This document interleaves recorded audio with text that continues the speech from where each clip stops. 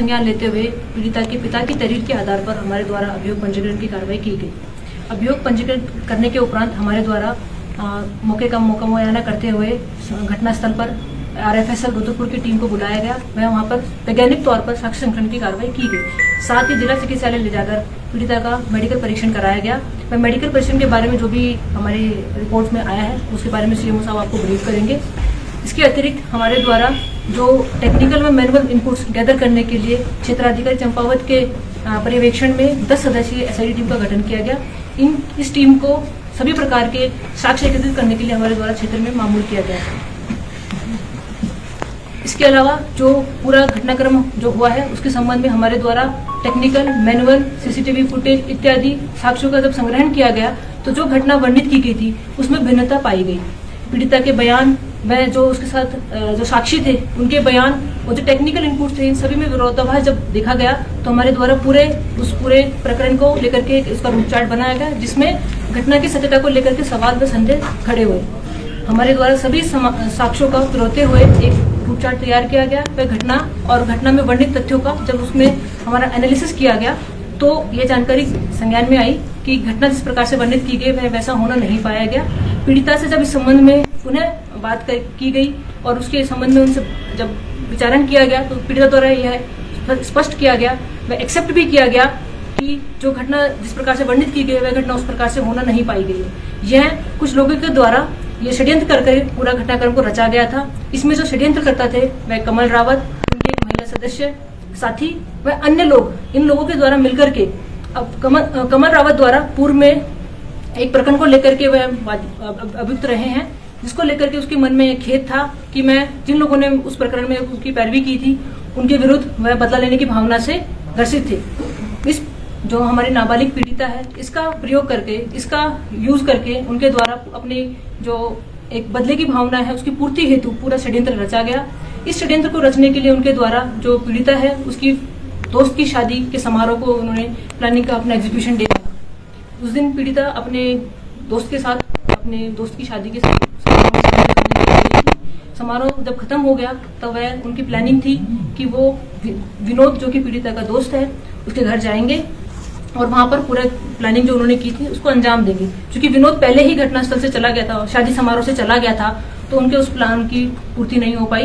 तो उन्होंने सोचा कि आज हम जो प्लान हमने बनाया है उसको एग्जीक्यूट जरूर करेंगे। तो उनके द्वारा ही विनोद के किसी परिचित का एक डेयरी के निकट जो आवास था उसको अपना घटनास्थल के रूप में चिन्हित किया गया। वहां पर जाकर के उनके द्वारा स्वयं द्वारा वहां मौके पे पहुंच करके पूरा जो षड्यंत्र है वो रचा गया और इस प्रकार से पूरे षड्यंत्र को दिखाया गया कि यह एक सत्य घटना है।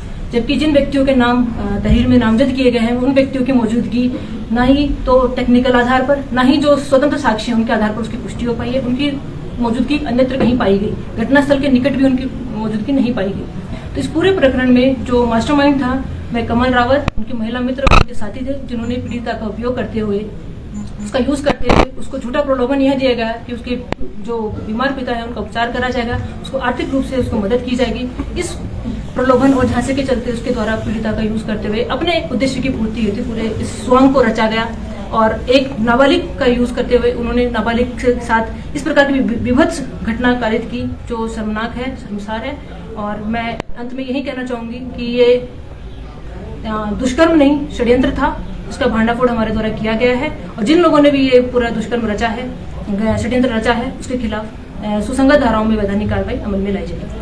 मैडम, जो अब घटना हुई, जो कल FIR हुई थी, उस FIR में क्या चेंजेस होंगे और नई FIR जो मुख्य साजिशकर्ता हैं कमल रावत और उनकी जो महिला साथी हैं तो उन पर क्या होगा? क्या अभी जो 3 लोग एक्यूज्ड हैं पिछली FIR के उनको छोड़ दिया जाएगा और गिरफ्तारी वगैरह क्या स्थिति है? अभी जो घटना जो FIR पंजीकृत है उसी के संबंध में हमारी विवेचनात्मक कार्रवाई प्रचलित है। बिकॉज अभी ये तथ्य संज्ञान में आया है और ये जो अनावरण हुआ है वो जो मेन पॉइंट था उसको लेकर के था। क्योंकि विवेचनात्मक कार्रवाई के अन्य पहलू भी होते हैं, उन पहलुओं को हमारे द्वारा विवेचना में समायोजित किया जाएगा और इसी प्रकरण में अगर इसकी वृद्धि होगी हम वृद्धि करेंगे या दूसरा अभियोग पंजीकृत किया जाएगा तो उस माध्यम से भी हम जो षड्यंत्र करते हैं उनके विरुद्ध कार्रवाई अमल में लाएंगे। तो क्या कमल रावत लोग अरेस्ट हो गए? नहीं, अभी किसी की अरेस्टिंग नहीं हुई है। उनसे भी इस संबंध में पूछताछ की जाएगी। बिकॉज पीड़िता द्वारा माननीय न्यायालय के समक्ष इस पूरे घटना की जो सत्यता है उसके बारे में उजागर किया है। माननीय न्यायालय के समक्ष पीड़िता ने यह स्वीकारा है कि जो भी पूरा ये घटनाक्रम वर्णित हुआ था वह उस प्रकार से नहीं था, पूरा यह षड्यंत्र था। पीड़िता के साथ किसी भी प्रकार का जो नामजद अभियुक्त उनके द्वारा कोई दुष्कर्म नहीं किया गया। ये 164 सोशल मीडिया में 150 लाख का प्रलोभन दिया गया करते तो क्या होगा? ऐसा कोई तथ्य भी हमारे प्रकाश में नहीं आया और ऐसा कोई मैडम एक फोटो वायरल हुआ था जिसमें से एक आरोपी जो युवक है वो उसे जो पीड़ित युवती लड़की है उसको ले जा रहा था बाइक में, तो उसमें भी कुछ जानकारी मिली कि वो उनके साथ स्वतः गई थी या यह प्रकरण बताया, जैसा कि बताया कि पीड़िता के मित्र की शादी थी जिसमें वह अपने दूसरे मित्र के साथ बैठ करके वो उस शादी में सम्मिलित होने के लिए गई थी। मैडम आपने भी बताया कि कोर्ट के सामने पीड़िता ने कहा कि जिन लोगों पर मामला दर्ज हुआ है ये जो है इसमें शामिल नहीं थे। क्या कोर्ट में पीड़िता ने ये कहा है कि कमल रावत ने ही ये सब करा धरा है? हाँ, पीड़िता ने न्यायालय के समक्ष ये स्वीकार किया है कि जिनको नामजद किया गया है उनकी किसी प्रकार से पूरे प्रकरण में कोई संलिप्तता नहीं है और जो संलिप्तता जो पूरा प्रकरण है वह कमल रावत, उनके महिला मित्र व अन्य सदस्यों द्वारा रचित। जिस घर में ये दुष्कर्म रचा गया वो किसका है? वह नवीन कुमार सिंह का है। तो इनके यानी ये भी इनके साथ मिले हुए थे?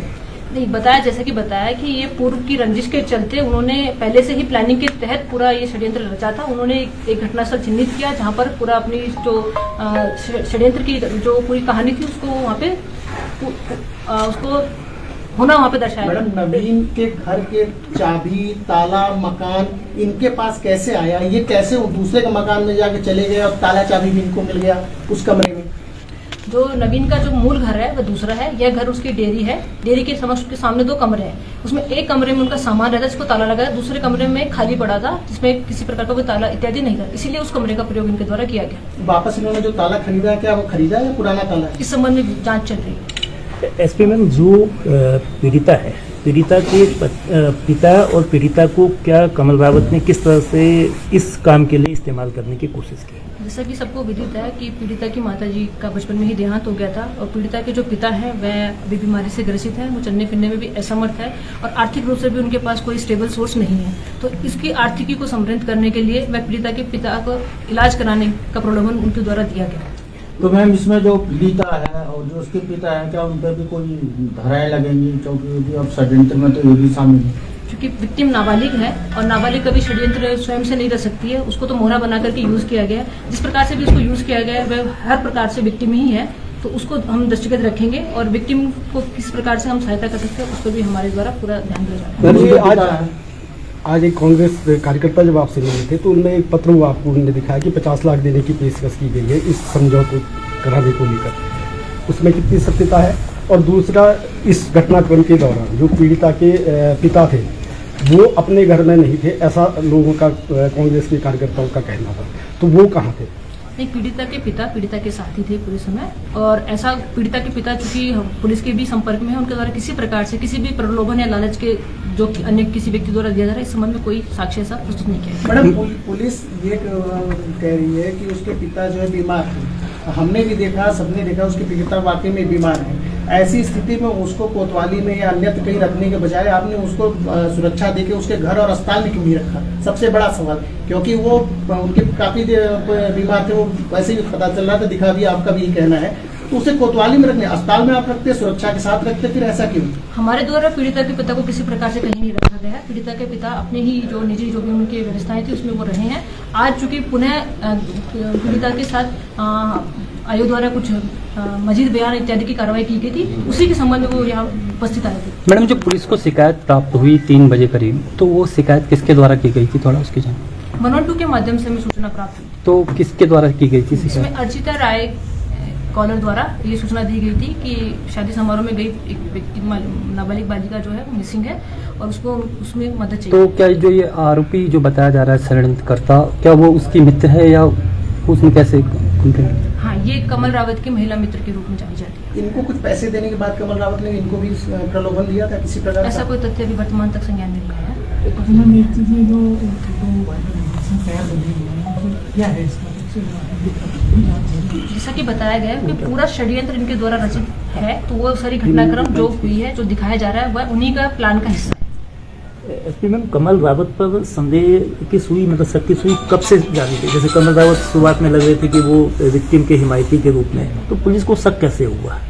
जब पूरा घटनाक्रम हमारे संज्ञान में आया, हमने टेक्निकल और मैनुअल इनपुट जब गैदर किए, तो एक व्यक्ति विशेष की पीड़िता के साथ एक दिन में बहुत ही ज़्यादा अत्यधिक कॉल्स थी, जो उसी दिन की घटना को इंगित कर रही थी।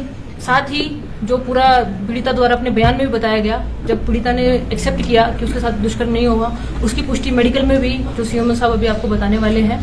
जब पूरा घटनाक्रम नहीं होना पाएगा, तो जब पीड़िता से मजीद किया गया, पीड़िता ने एक्सेप्ट किया कि मेरे जो रिश्ते में चाचा लगते हैं वो उनकी महिला साथी व अन्य लोगों द्वारा पूरा षड्यंत्र करके इस घटना को अंजाम दिया गया। हो गया फिर मेडिकल में क्या रहा सर? अब सीएमओ सर आईडी दे दो क्योंकि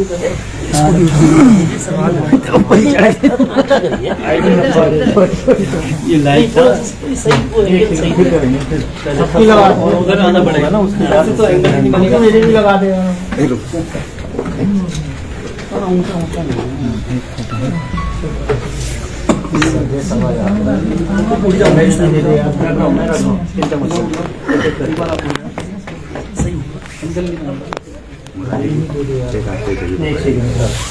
इधर को दे दो।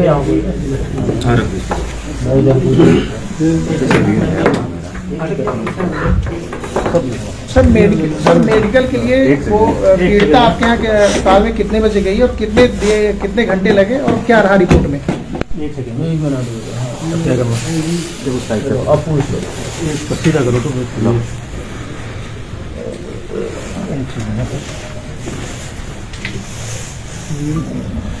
सर बताइए प्लीज। सर मेडिकल को लेकर क्या निकला? आपका जो मेडिकल हुआ था उसमें क्या रिपोर्ट सामने आई है और इसमें क्या पाया? कल 6 तारीख को सुबह 7:15 बजे पुलिस के द्वारा ये जिला अस्पताल में लाए गए थे और 7:30 बजे सुबह मेडिकल एग्जामिनेशन हमारे महिला चिकित्सक द्वारा शुरू कर दिया गया था।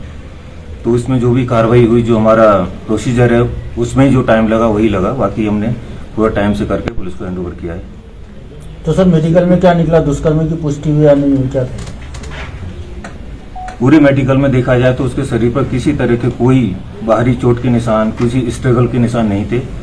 अंदरूनी आंत में भी इस तरह के कोई जबरदस्ती के कोई स्ट्रगल के निशान नहीं पाए गए हैं। सर रस्सी से उसको बांधा गया था, उस पर कुछ वहाँ पे निकला?